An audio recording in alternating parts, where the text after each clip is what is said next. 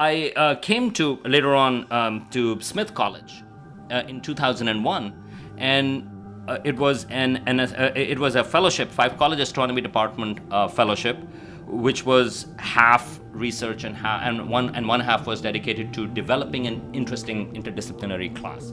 And I was assigned to develop a class called Astronomy and Public Policy. So this is 2001. At that time, it was like, well, why does... And in fact, a lot of the times people would ask, well, what does that have to do with astronomy, has to do with public policy? But there were a lot of intersections, especially in terms of funding, or at the time, some of the controversial, or not controversial, but some of the topics which the Congress would take would be about the threat of asteroids, or search for life in the universe, should there be funding or not. Now, of course, things have changed, and there are a lot more other things. We also talked a little bit about telescope controversies, sort of like, in Hawaii and things like that. But one of the first readings that we would assign was called, was sort of like in a 1945 document by Vannevar Bush. No relation to George W. Bush or George H.W. Bush. He was the first science advisor in the US, and he was the advisor to FDR.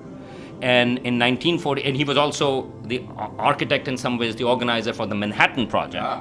But in 1945, he wrote this document which was called Science, the Endless Frontier.